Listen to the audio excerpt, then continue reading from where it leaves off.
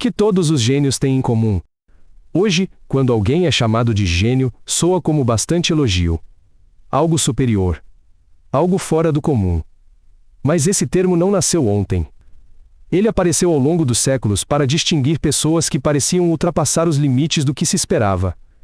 E ao lembrar de Leonardo da Vinci, Galileu Galilei, Isaac Newton, Marie Curie ou Albert Einstein, não pensamos apenas em cérebros excepcionais. Evocamos símbolos moldados por eras, lutas, culturas, com expectativas mutáveis e histórias densas. Esses nomes ganharam força porque seus talentos se misturaram àquele mundo em que viveram. Eles responderam inquietações que muitos nem sabiam ter, e transformaram o que parecia impossível em algo reconhecível. Por isso, para entender o que significa ser gênio, precisamos sair do senso comum, desse imaginário de luz divina, ideia relâmpago, dom inexplicável. É preciso olhar para o concreto, olhar para os tempos, para os lugares, para os dilemas pessoais, para o suporte, ou sua ausência niná, ideia de uma mente solitária, trabalhando num laboratório ou num palácio isolado, e de repente revelando uma grande descoberta, independentemente do meio em que viveu, é sedutora. Mas ela engana. Porque nenhum gênio surge do nada. O raro nasce sempre em um solo. Solo de cultura, de apoio, de crise ou de mudança. Imagine uma Itália em fragmentos, no pleno renascimento, 20 e 30 cidades-estado disputando prestígio, patrocinando artistas, engenheiros, cientistas. Florença, Milão, Veneza. Ricos mecenas querendo obras que impressionem e mostrem poder. Nesse clima, Leonardo da Vinci floresceu. Ele não só pintava, desenhava máquinas, estudava anatomia, voos, hidrodinâmica. Sua genialidade se alimentou da demanda por inovação estética e utilitária. De guerra, de beleza, de engenho. Sem um patrocinador disposto a pagar para explorar ideias estranhas, sem mecenas que valorizassem o risco, talvez muitos dos projetos dele sequer saíssem do papel. Ou pense na Inglaterra do século XVII. Transformações políticas grandes, debates religiosos intensos, guerras, peste, o fim de velhos regimes de pensamento. Surge ali a revolução científica, que não foi só técnica, foi cultural. Pessoas começaram a crer que o mundo podia ser compreendido por leis, por observação, por cálculos, rompendo com visões medievais de autoridade, de tradição intocável. E Isaac Newton, no meio desse turbilhão, apareceu com ideias que mudariam para sempre nossa forma de ver o universo. Ele era produto dessa época que permitia duvidar, tolerava o novo, punha a razão e o experimento no centro. Ou NNT, AMBE, acento agudo M. Marie Curie, viveu num momento de transição. Nascida em solo polonês dominado por império estrangeiro, experimentou censura, restrições, idioma roubado. Ainda assim, desvios e trampas históricas não a deteram. A educação clandestina, depois a transferência para Paris, tornaram possíveis seus estudos de radioatividade. A física naquele momento já estava pronta para perguntas sobre átomos, energia, matéria invisível. E ela foi uma das mãos que abriu para novas respostas. Mesmo em campos menos científicos, Wolfgang Amadeus Mozart viveu num universo musical exigente. A música europeia da época exigia reputação, habilidade para compor para a corte, igrejas, teatros. A arte era expressão de prestígio, poder, cultura oficial. Mozart não criou num vácuo. A música que ele compôs respondia a expectativas sociais, gostos, padrões, inovação, audiência. Então ele ousou, mas dentro de tensões. Essa tensão é parte do que torna a genialidade viva, a necessidade de agradar, de surpreender, de inverter normas Pekreise. Mas contexto por si só não explica tudo. Convidou. Permitiu. Tornou viável. Mas o que realmente distingue aqueles cujos nomes atravessam séculos é algo mais íntimo, a obsessão. Não mera dedicação, mas vontade de mergulhar fundo, se expor ao erro, repetir, tatear, insistir quando quase ninguém acreditava. Thomas Edison passou noites em laboratório, testando padrões de filamento para lâmpadas, quilômetro após quilômetro de fio, depois mais combinações. Ele mesmo dizia que genialidade era 1% inspiração e 99% transpiração. Essa afirmação parece simplista, mas captura bem o peso do esforço diário, da tentativa, do fracasso, da rotina repetida. NN. Albert Einstein, quando publicou as primeiras ideias sobre relatividade, trabalhava no escritório de patentes em Berna, fora do meio acadêmico. Ele não tinha cargo prestigioso, mas tinha perguntas que pareciam tolas aos ouvidos de muitos. E se o tempo não for igual em lugares diferentes? Como a luz se comporta quando viaja entre espaços variáveis? Ele reinava naquilo de noite, revisava cálculos em pedaços de papel, recusava atalhos, mantinha Leonardo da Vinci mantinha cadernos cheios de observações. Das nuvens, das águas de rios, do batimento de asas de pássaros, da anatomia humana. Nem tudo era acabamento, nem tudo virava obra de arte ou invenção patenteada. Muitos estudos ficaram apenas nos esboços, mas esses esboços falam de um gosto, pela pergunta insistente, pelo detalhe, pelo erro admitido. Essa obsessão costuma vir acompanhada de isolamento. E solidão. Não da solidão como sofrimento apenas, mas da solidão como meio. Como ferramenta NN, Isaac Newton, por exemplo, ficou recluso no campo durante uma epidemia de peste. Universidades fechadas, cidades vazias. Foi naquela solidão forçada que ele escreveu compêndios de gravitação, geometria analítica, cálculo.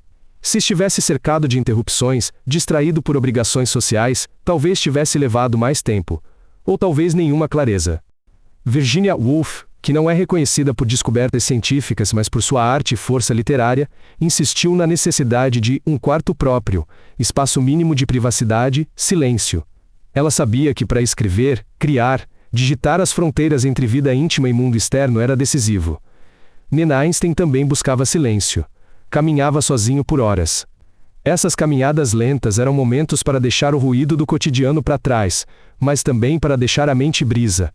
Livre para descobrir, para conectar pontos que só se ligam no desvio. NN. Solidão pode ser fardo.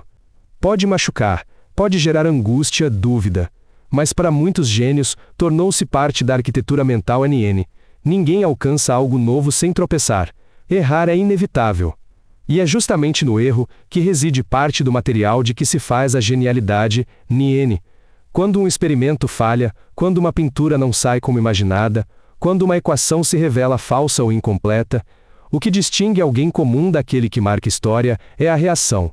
Abandonar, ou revisitar, analisar, persistir. NN. Edison, de novo, testou centenas de variações de filamento antes de encontrar o ideal para a lâmpada elétrica. Cada falha não era só fracasso, era informação que guiava o próximo passo. Marie Curie retornava a cálculos, corrigia medições, afetava probabilidades pequenas. Alguns resultados não faziam sentido. Ela os revisava, insistia em repetir. Essa insistência humana diante do absurdo, diante do risco de falhar, é parte essencial da jornada. Naturalmente surge uma pergunta: será que os cérebros desses gênios são fundamentalmente diferentes dos demais? A neurociência moderna responde que, surpreendentemente, não de forma radical. Há diferenças sutis, mas o que mais pesa é como a pessoa usa o próprio cérebro ao longo do tempo. Dentro dessa visão, redes neurais distintas, aquelas que cuidam de atenção concentrada, aquelas que lidam com associações livres de ideias, entram em diálogo. A genialidade aparece quando alguém consegue alternar entre foco intenso e mente que vagueia, entre rigor e devaneio. Outro ponto é a neuroplasticidade. O cérebro aprende, adapta-se, muda.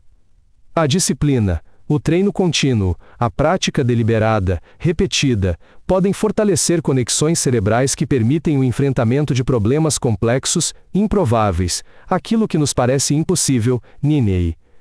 Ou seja, não se trata de dom absoluto, de presente divino, de algo acessível apenas a uma minoria escolhida. É algo cultivado, mesmo em condições adversas, quando a pessoa tem curiosidade, quando aceita errar, quando insiste. Nem todos os gênios são reconhecidos em seu tempo. Às vezes, o mundo não está pronto. Às vezes, o poder, a cultura dominante, os costumes não favorecem ideias novas, e essas ficam soterradas. NN. Pense em Gregório Mendel, cujo trabalho com ervilhas no século XIX definiu leis da hereditariedade. Ele publicou, mas foi ignorado por décadas, porque a biologia ainda não estava pronta para pensar em genes da forma moderna. Suas ideias reapareceram somente muito depois, quando outros pesquisadores, em outras partes do mundo, as redescobriram, ou em mulheres cientistas, cujos nomes foram apagados ou deixados nas sombras, por preconceito, por falta de acesso a publicações, por barreiras institucionais. Henrietta Leavitt, Lizzie Meitner, Rosalind Franklin, cada uma delas, em sua hora, teve de lutar contra muitos silêncios. Seus talentos existiam, mas sua genialidade demorou a emergir, ou foi reconhecida apenas depois. Há também momentos históricos em que regimes autoritários, censura, dogmas religiosos ou ideológicos impediram o florescer de ideias. Inventores tiveram patentes negadas, trabalhos científicos foram queimados ou esquecidos, artistas exilados, filósofos silenciados. Em tais momentos, a genialidade pode existir, mas tornar-se invisível ou neném. Diante disso tudo, que luz podemos lançar sobre o presente? Em primeiro lugar, que genialidade não é destino fixo. Não nasce pronta. Não se herda automaticamente. Pode emergir mesmo em circunstâncias adversas. Não depende só de sorte ou talento em segundo. Cultivar curiosidade importa. Perguntar por que as coisas são como são, duvidar de certezas, observar com atenção, anotar, insistir. Curiosidade é a faísca. A obsessão cuidadosa é o combustível zamutar. Agora, em terceiro, errar muito não é vergonha, faz parte. Falhar, voltar atrás, refazer, revisar, são etapas importantes. Talvez as mais decisivas, porque mostram onde os atalhos não funcionam, onde o terreno é instável, onde a audácia exige disciplina. Quarto, o ambiente conta. Sejamos comunidades, escolas, institutos, empresas, famílias, amigos que reconheçam a importância do risco, do erro, do pensamento diferente. Que não punam quem erra, mas questionem, ajudem a reler, a reconstruir. Ao final, talvez a pergunta o que todos os gênios têm em comum, não revele um segredo místico, mas algo bem humano. O que importa é que carregavam uma inquietação constante. Que selecionavam suas prioridades, que investiam no esforço silencioso. Que aprenderam a conviver com a dúvida, com o isolamento, com as quedas. Neles não foram seres fora de alcance. Foram pessoas como nós, em momentos difíceis com limitações. O que distingue, e torna extraordinário, foi a escolha de persistir, de explorar ideias, mesmo quando pareciam inúteis, de praticar disciplina dia após dia. Fica uma lição simples. Talvez cada pessoa possa acender esse tipo de inquietação. Talvez cada um de nós possa cultivar o foco, aceitar o erro, abrir-se ao novo. Gênio não é título reservado, mas reencontro com algo que sempre existe em potencial, em silêncio, em tentativa, em reviravolta e em coragem. Esse foi o Science Flow, obrigado por assistir, e se inscreva para não perder nenhum vídeo novo.